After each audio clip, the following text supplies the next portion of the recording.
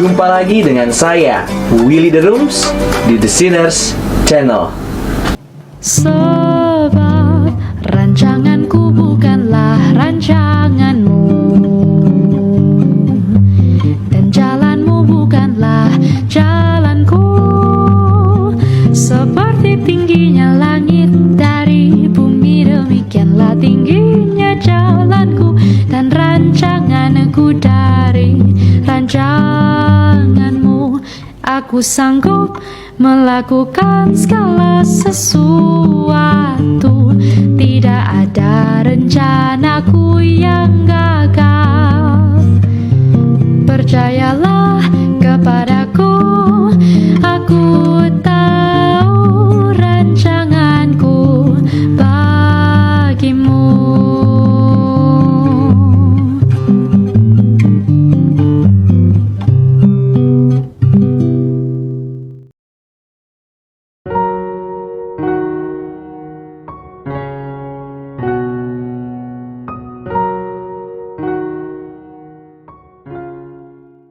Video ini tidak bermaksud secara langsung dan detail menguraikan doktrin predestinasi atau bahkan menjawab serangkaian pertanyaan rumit yang seringkali muncul seputar doktrin ini.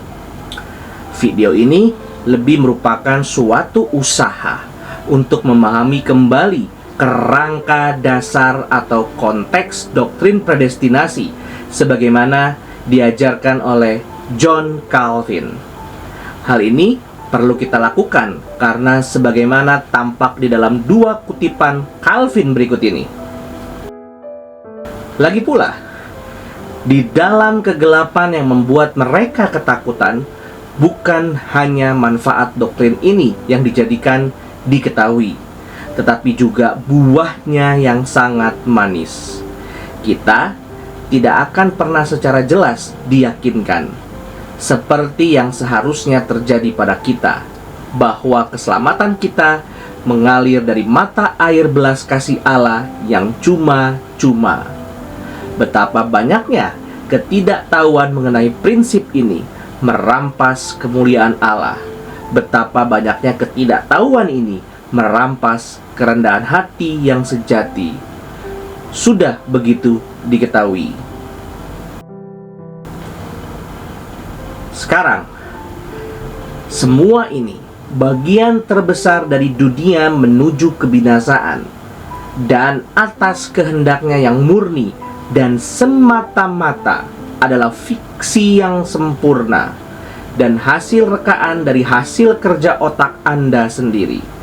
Karena meskipun Tuhan memang telah menetapkan sejak semula segala sesuatu yang akan menimpa umat manusia, namun cara bicara seperti itu yang mengatakan bahwa akhir atau tujuan dari pekerjaan penciptaan Tuhan adalah kehancuran atau kebinasaan sama sekali tidak dapat ditemukan dalam tulisan-tulisan saya. Jika engkau memang ingin menggerogoti doktrinku, mengapa engkau tidak mengutip perkataanku dengan jujur?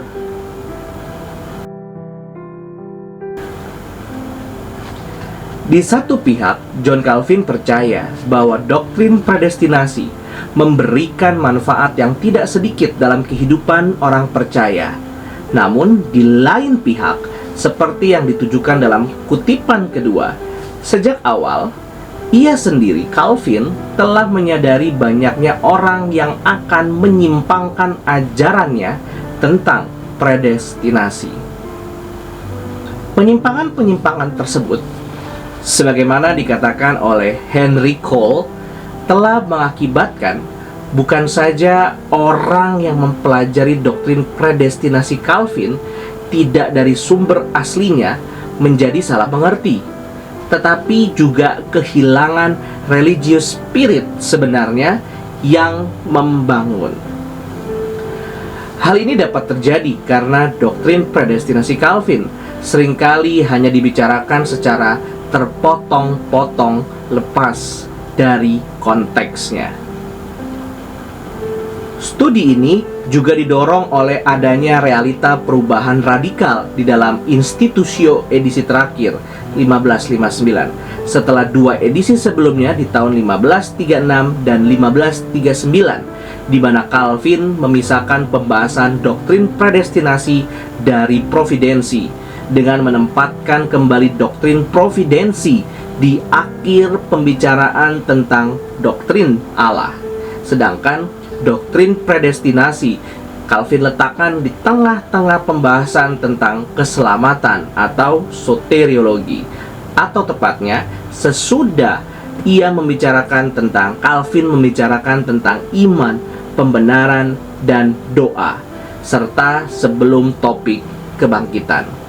Hal ini tentunya menyiratkan makna yang tidak kecil tentang konteks predestinasi Calvin yang perlu kita pelajari lebih lanjut. Calvin memang bukan orang pertama dan satu-satunya yang mencetuskan doktrin predestinasi. Dalam tulisan-tulisannya, ia banyak memakai argumentasi Agustinus untuk menjelaskan beberapa problema predestinasi. Namun, bila kemudian doktrin ini seringkali diidentikan dengan Calvin, tidak lain karena di dalam pemikirannya, paham predestinasi memperoleh pengupasan secara lebih komprehensif dan utuh. Di samping itu, Calvin adalah tokoh yang paling gigih mengajarkan dan membela kebenaran doktrin ini lebih dari siapapun, bahkan teolog-teolog di masa kini. Kedua alasan yang saling melengkapi ini membuat saya menyadari adanya prinsip-prinsip penting yang perlu kita pelajari dari kedalaman pemikiran Calvin untuk dapat memahami wahyu Allah tentang predestinasi. Pernyataan ini jelas tidak bertendensi untuk mengatakan bahwa sumber kebenaran doktrin predestinasi adalah seorang manusia yang bernama John Calvin. Sebaliknya, saya bermaksud mengajak para pendengar untuk menyelami kedalaman hikmat Allah yang telah diwahyukan di dalam Alkitab melalui pergumulan salah seorang hambanya yang pernah ia pakai dalam sejarah utama kekristenan.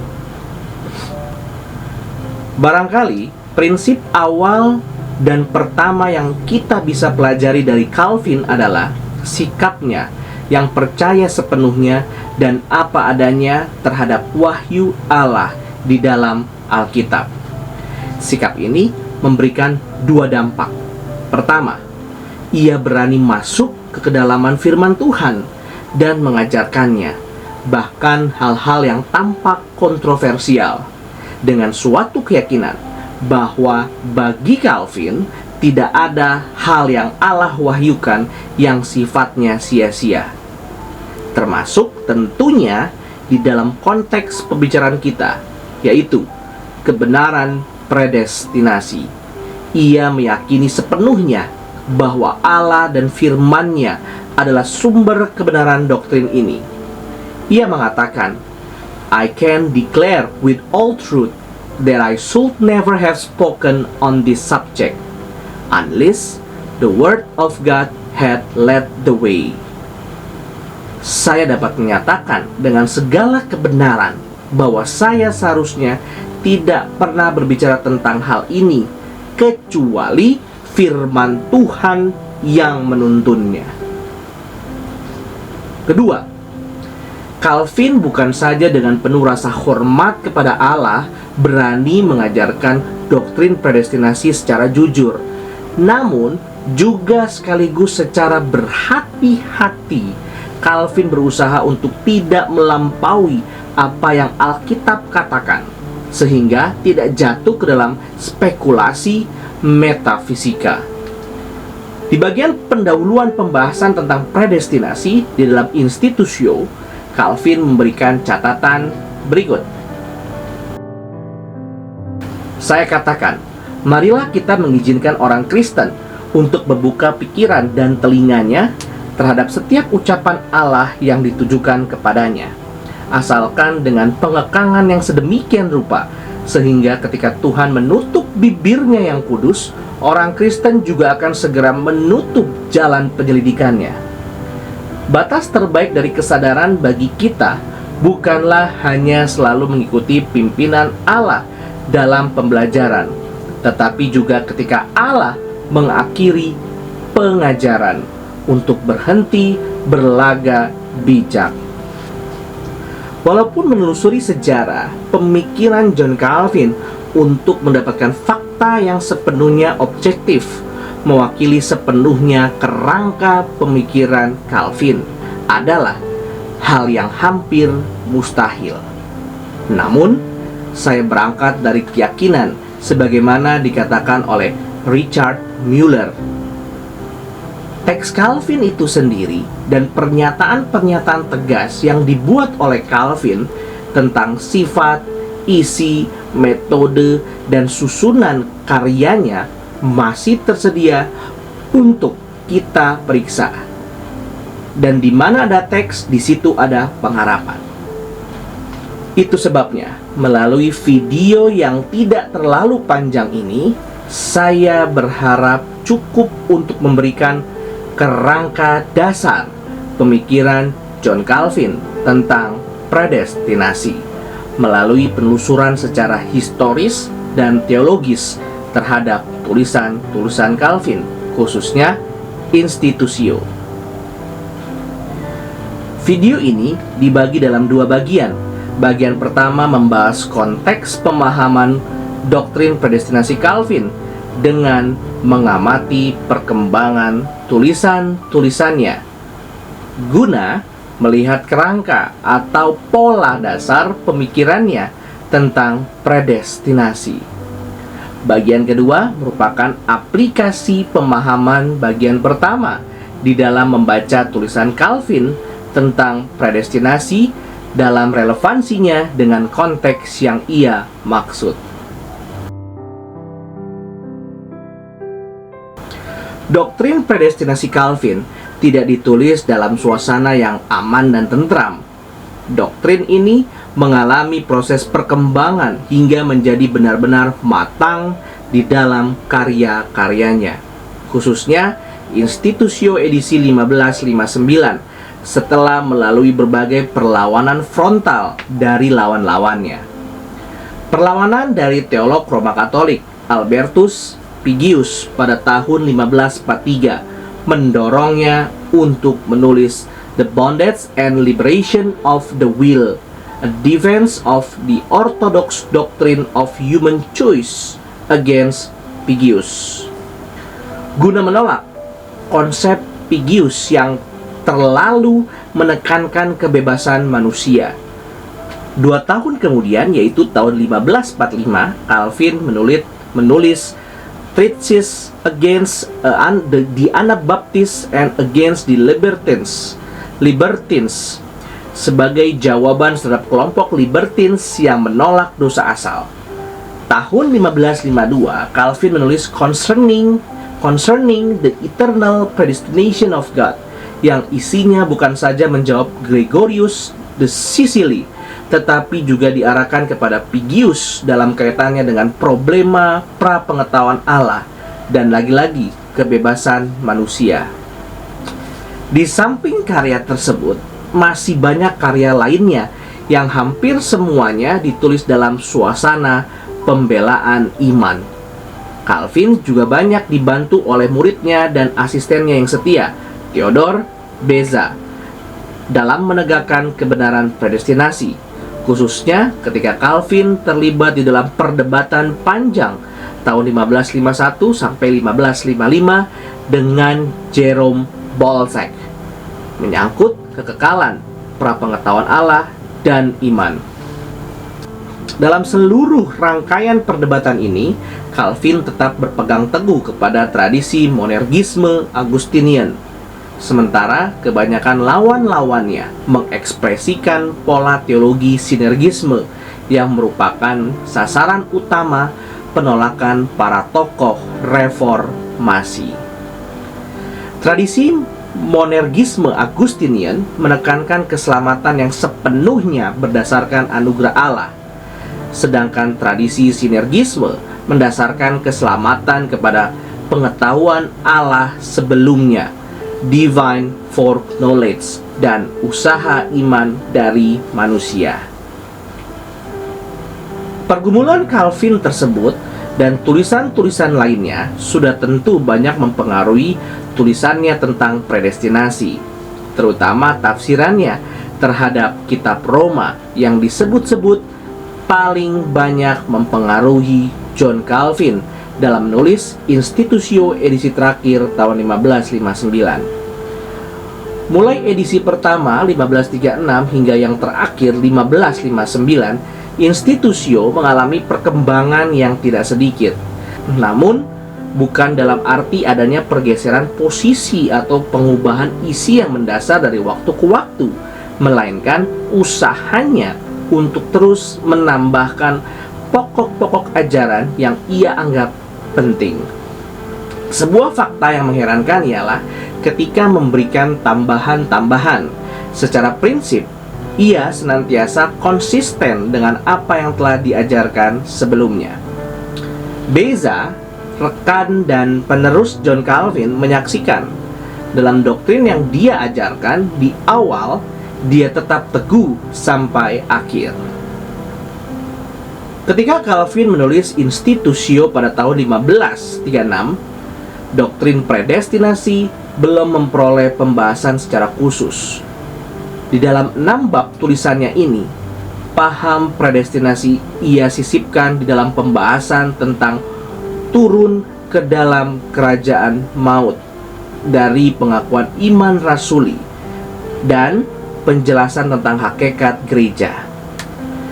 Di dalam penjelasan kalimat yang berdasarkan 1 Petrus 3 ayat 19 tersebut, yang ia mengerti bukan secara harafiah, melainkan sebagai manifestasi kuasa penebusan Kristus kepada mereka yang telah mati pada zaman sebelum Kristus tersebut, Calvin menyisipkan prinsip perbedaan dampak penebusan Kristus kepada believers dan the reprobate.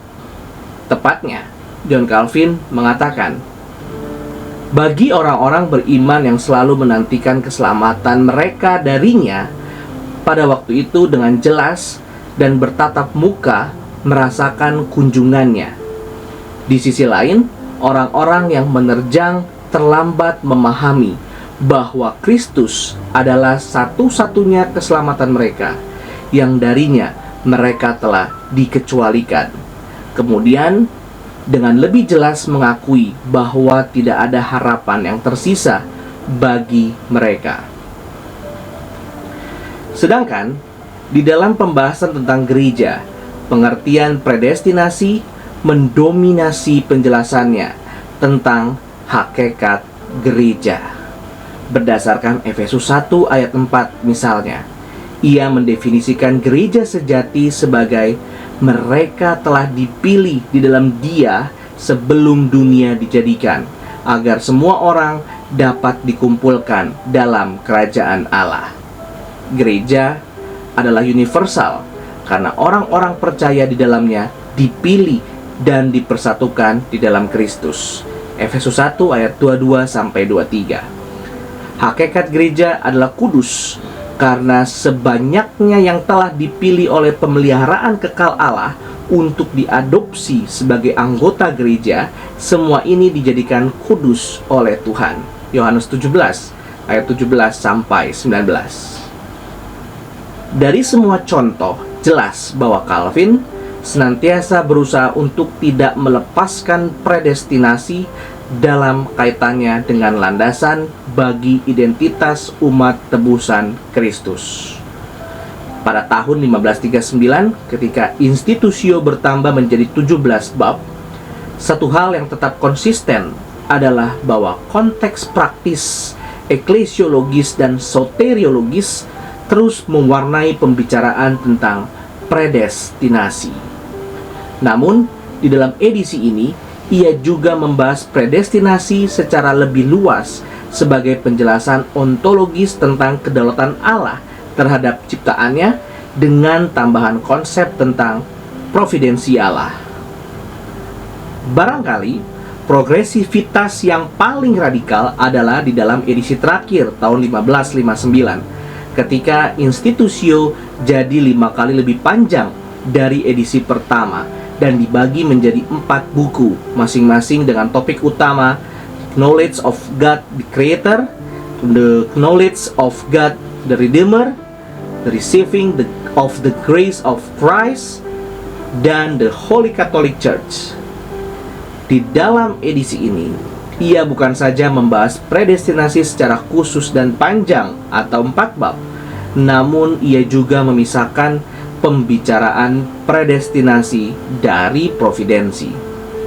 Jika providensi ditempatkan di akhir pembahasan tentang doktrin Allah, maka ia meletakkan predestinasi dalam konteks pembahasan soteriologi di bawah topik besar The Receiving of the Grace of Christ, atau tepatnya sesudah pembicaraan tentang iman, pembenaran, dan doa. Dampak pemisahan ini sekali lagi bukan karena adanya perubahan konsep teologis di dalam diri Calvin, dalam arti terhadap masing-masing konsep, yaitu providensi dan predestinasi. Bukan pula pemisahan di dalam arti pembedaan secara tajam antara providensi dan predestinasi. Di dalam kenyataannya, ketika menjelaskan providensi, Calvin sering mengutip sebagian dari predestinasi, demikian pula sebaliknya.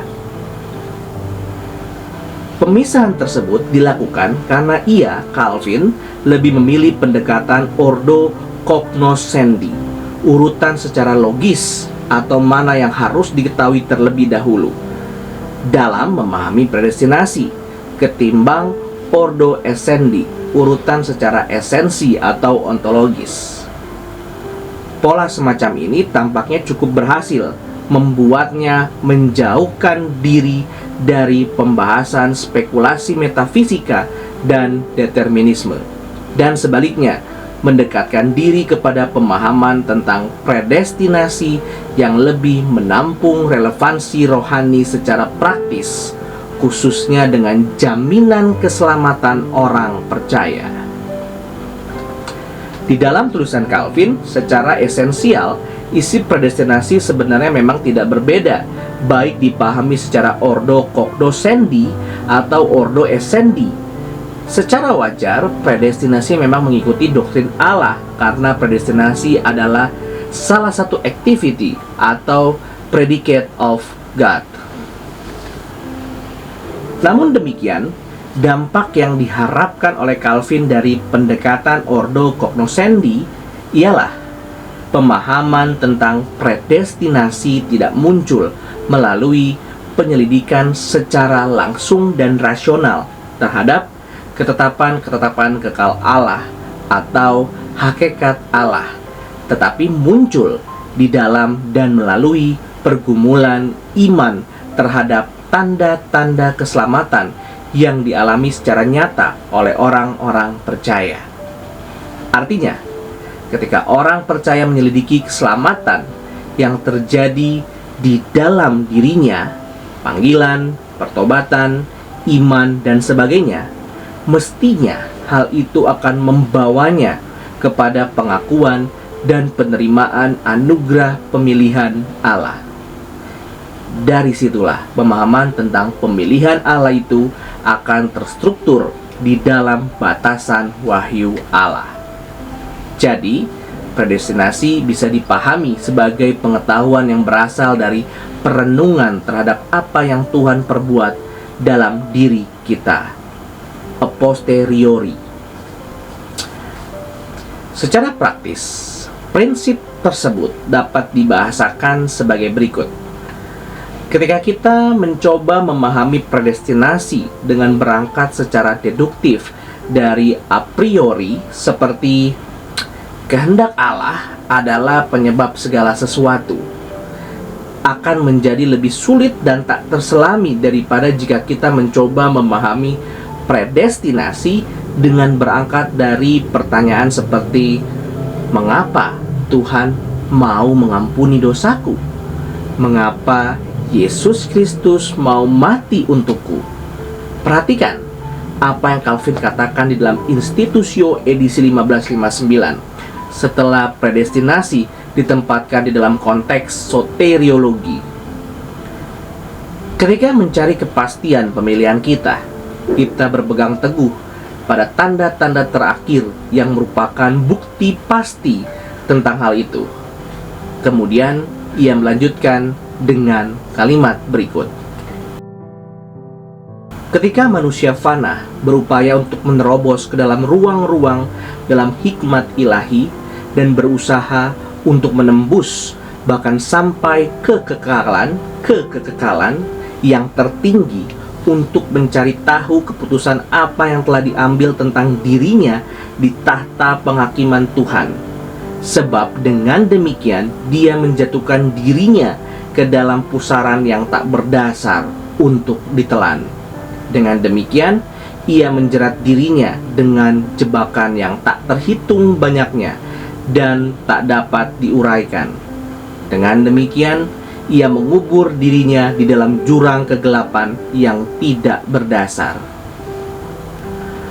Melalui pola pendekatan Ordo Cognoscendi, Calvin ingin paham predestinasi itu muncul melalui pemahaman terhadap aspek-aspek penebusan di dalam diri orang percaya. Begitu pemilihan itu telah muncul dalam pikiran dan dipercayai, atau paling tidak secara samar-samar diterima oleh orang percaya, esensi pemilihan sejauh yang Alkitab wahyukan harus segera diajarkan. Lebih lanjut, Calvin menulis, sebab jika kita berusaha untuk menembus ketetapan Allah yang kekal, abis yang dalam itu akan menelan kita. Namun setelah Allah menjadikan penetapannya jelas bagi kita, kita harus mendaki lebih tinggi. Jangan sampai yang merupakan akibat menjadi lebih utama daripada yang merupakan penyebab. Dengan kata lain, dengan pola Ordo Cognoscendi, orang-orang percaya bisa belajar dan memahami bahwa kita menyebut dekret kekal Allah yang dengannya ia mengadakan kesepakatan dengan dirinya sendiri tentang akan menjadi seperti apa setiap orang menurut kehendaknya sebagai predestinasi. Singkatnya, di dalam usaha untuk memahami predestinasi, Calvin berpegang kepada prinsip pemilihan mendahului iman dalam hal tatanan ilahi, tetapi hal itu dipahami melalui iman. Beza menegaskan bahwa prinsip tersebut pada dasarnya sejalan dengan penjelasan Rasul Paulus di dalam kitab Roma. Di dalam kitab ini, Paulus mengajarkan tentang pemilihan dengan memulainya dari fungsi pedagogis hukum Taurat. Setelah itu, dosa dan penebusan, Kristus, iman, pembenaran, hidup saleh, baru kemudian pemilihan Allah dan diikuti kembali oleh kehidupan rohani secara praktis. Tidak mengherankan jika dikatakan bahwa Institutio edisi 1559 banyak dipengaruhi oleh tafsirannya sendiri terhadap kitab Roma yang ditulis pada tahun 1554. Mengapa pola ini menjadi begitu signifikan dalam pembahasan tentang predestinasi? Berikut adalah penilaian beza terhadap pola Calvin. Karena terang kemuliaan ilahi yang secara tiba-tiba atau terburu-buru disajikan kepada mata, kecuali jika seseorang telah terbiasa dengan hal itu melalui paparan yang lama dan sering, akan membuat seseorang menjadi begitu buta, sehingga setelah itu bahkan pemahaman tentang hal-hal yang lebih rendah pun menjadi tidak mungkin. Belajar dari John Calvin, Beza menegaskan bahwa ketika kita mencoba memahami predestinasi dengan memulainya dari first atau final causality di dalam rahasia kekekalan Allah, Cara seperti itu hanya menyebabkan kita tidak bisa menarik makna barang sedikit pun, karena pada akhirnya mata kita akan tertutup terhadap dinamika karya Allah di dalam sejarah keselamatan manusia. Sedangkan Wendell menafsirkan bahwa Calvin memilih ordo cognoscendi di dalam konteks soteriologis karena seseorang yang mempelajari doktrin predestinasi dengan berangkat dari hakikat ketetapan-ketetapan Allah atau providensi Allah, atau membawa predestinasi di dalam kategori pembicaraan providensi Allah, hal itu memang bukan sesuatu yang sepenuhnya salah, melainkan inopportune, berbahaya. Pada bagian berikut kita akan melihat lebih lanjut pola pendekatan Calvin dalam aplikasinya untuk memahami relevansi dan manfaat predestinasi bagi orang percaya. Terima kasih. Tuhan Yesus memberkati.